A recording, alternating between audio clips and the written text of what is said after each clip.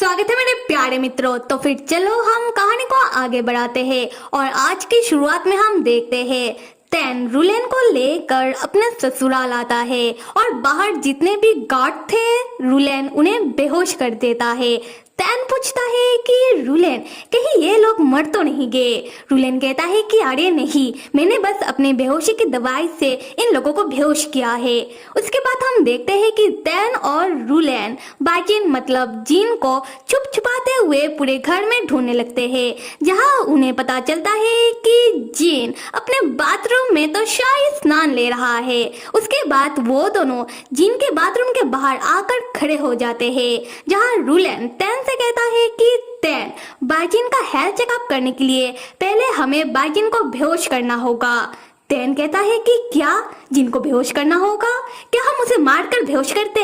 रुलेन कहता है कि नहीं, मेरे पास बेहोशी की दवाई है ना, तो उसे बेहोशी की दवाई से बेहोश करना होगा। तब तैन कहता है कि अच्छा ठीक है, तो फिर लाओ मुझे दो बेहोशी की दवाई, मैं जाकर उस जिन को बेहोश करके लाता हूँ। तब रुलेन सोचने लगता है कि तैन ये काम करेगा कैसे। उसके बाद हम देखते हैं कि तैन बेहोशी की दवाई को लेकर बाजिन के बाथरूम के छत के ऊपर जाकर चढ़ जाता है और छत के ऊपरी हिस्से को थोड़ा हटाते हुए जीन को नहाते हुए देखकर अपने मनी मन कहता है कि देखो इस आदमी को कितना मजे से अपनी जिंदगी जी रहा है और मुझे देखो, इस आदमी के लिए मैं कुछ दिनों से कितना मेहनत कर रहा हूँ। एक बार मैं इस आदमी को जीन से दोबारा बाजिन बना दूं, उसके बाद इसके मजे की तो ऐसे कि तैसे ना कर दिया तो मेरा नाम भी तैन नहीं। उसी वक्त जो जीन है उसका नजर अपनी छत की ओर जाता है और वो तैन को देख लेता है। तब तैन भी जीन को देखते हुए घबराते हुए कहता है कि हाय कैसे हो। जीन कहता है कि ओ तैन, तो तुम सच में बाजिन से इतना प्यार करते हो या फिर कहीं तुम्हें मुझसे तो प्यार नहीं हो गया? जीन तब अपने जादू से तैन को गिराने की कोशिश करता है और तैन तब स्लिप होता हुआ जाकर बाथटब में जीन के ऊपर गिर जाता है और यह कुछ रोमांटिक सा सीन बन जाता है।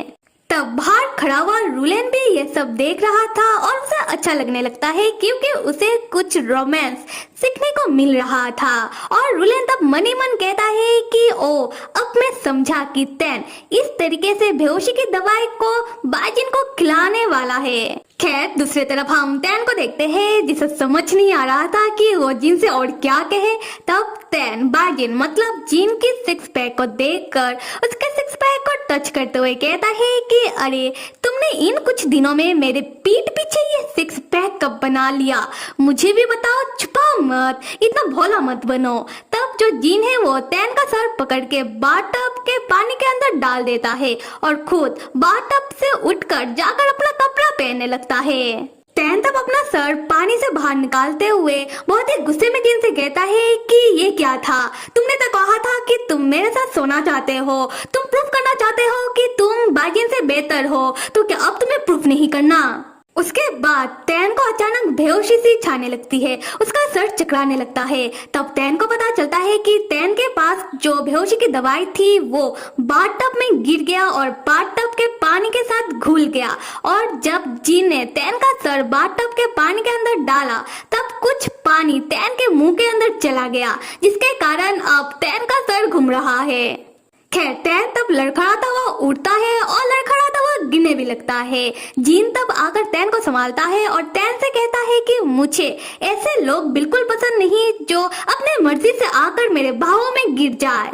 पर तैन जो सोच रहा था कि अब उसे क्या करना चाहिए, वो जिन को अब बेहोशी की दवाई कैसे खिलाए, तब तैन को आता है आइडिया और तैन अपने जादू से बाथटब का कुछ पानी उठाकर अपने मुंह के अंदर डाल देता है, जो देखकर जिन लाइक क्या तैन को इतना ज्यादा प्यास लगा है। तैन तब मन में सोच रहा था कि डैम, इस रुलेन की बेहोशी की दवाई तो कुछ ज्यादा ही इफेक्टिव है, पर मुझे नहीं पता कि मैं इस जिन को बेहोश कर भी पाऊंगा या फिर नहीं। उसके बाद तैन जिन का मुंह पकड़ता है और जिन को माउथ टू माउथ जबरदस्ती उस बेहोशी की दवाई वाला पानी पिलाने की कोशिश करने लगता है। और कुछ देर बाद हम देखते हैं कि तैन भाई साहब तो खुद ही बेहोश होकर जिन के बाहों में गिर गए हैं, पर जिन को कुछ नहीं हुआ। और अगले सीन में हम देखते हैं कि तैन को होश आता है और तैन देखता है कि रात का वक्त है और तैन बाजिन के कमरे में है।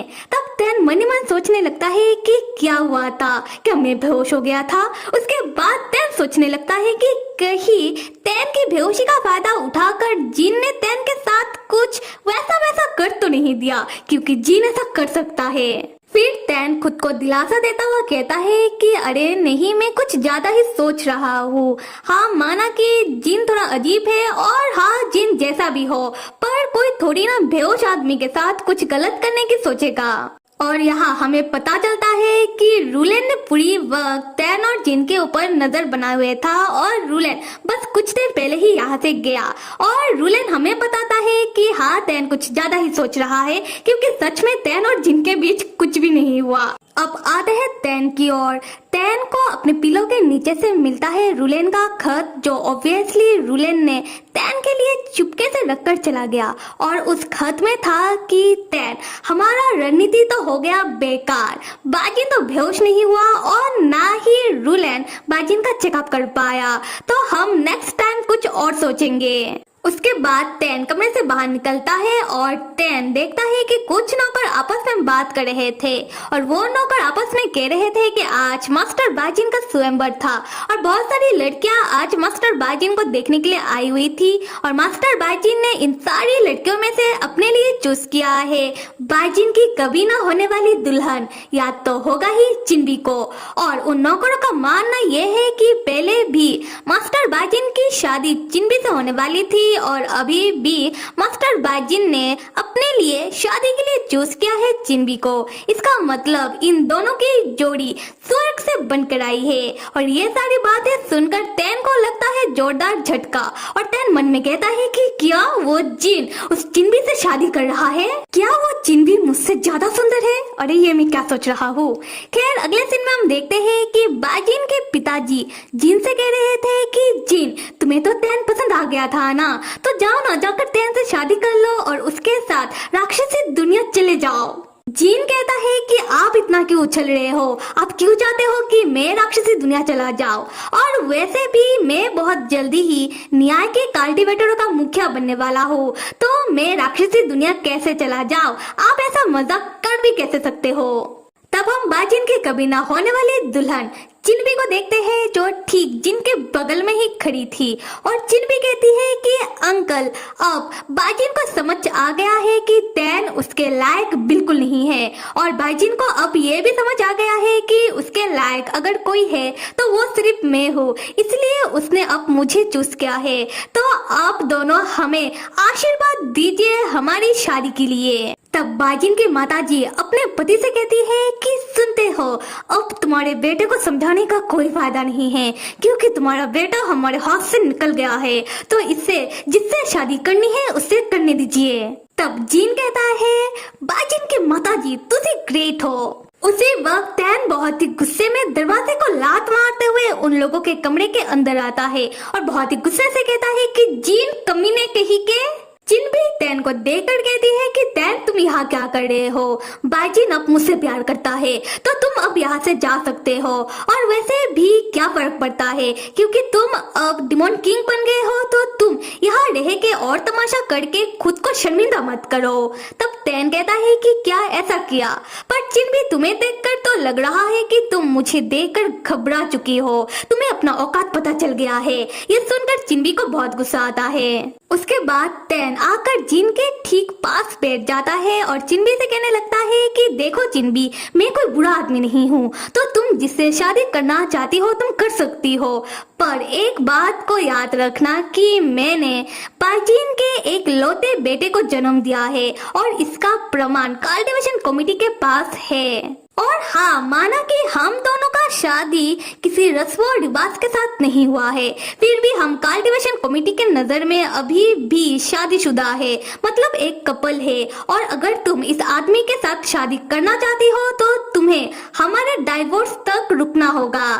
तब चिंबी पूछती है कि पर तुम दोनों का डाइवोर्स तो हो चुका है ना? तब तैन बाजिन की ओर इशारा करते हुए बताता है कि एक दिग्गज आदमी ने हम दोनों के डाइवोर्स के नाम पर सारे लोगों को बेवकूफ बनाया है। हम दोनों का डाइवोर्स बस कुछ समय के लिए था।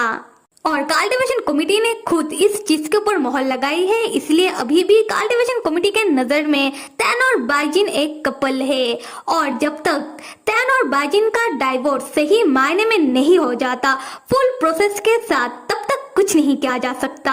और डाइवोर्स का प्रोसेस बहुत ही लंबा चौड़ा होता है और इस बारे में जाओ डाओ ने खुद तैन को बताई है। और अगर किसी को विश्वास नहीं होता तो जाकर खुद कल्टीवेशन कमेटी से पूछ लो। और तैन ये भी सबको बताता है कि अगर तैन और बाइजिन का डाइवोर्स हो जाता है उसके बाद डोडो का कस्टडी तैन के पास चला आएगा, क्योंकि इतिहास इस चीज का गवाह है कि जिसने बच्चे को जन्म दिया है और जिसने बच्चे को पाल पोस कर बड़ा किया है, बच्चे का कस्टडी उसे ही मिलता है। और उसके बाद डोडो का नाता बाइजिन के परिवार के साथ बिल्कुल नहीं रहेगा।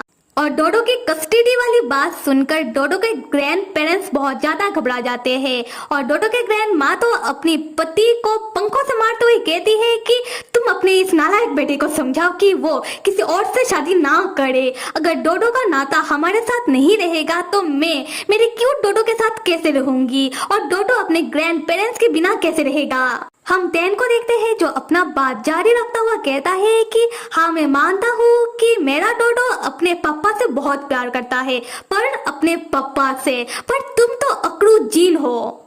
तब पता नहीं जीन क्या सोचता है और तैन को बीच में ही रोकते हुए कहता है कि तो फिर डाइवोर्स क्यों लेना। तैन, मुझे पता है कि तुम मुझे पसंद करते हो, तो तुम्हें उसे भी पसंद करना होगा जिसको मैं पसंद करता हूँ। तो क्यों ना तैन तुम मुझे चिन्नी से शादी करने दो और मैं तुम्हें भी अपने पास रखूंगा एज माय पति। और जीन की ऐसी पागलों जैसी बात सुनकर तैन को लगता है फिर से जोरदार झटका। तो फिर मेरे प्यारे मित्रों, अब जैसे जैसे तैन और बाइजिन की कहानी कंप्लीट होने जा रहा है, आप लोगों को कैसा महसूस हो रहा है?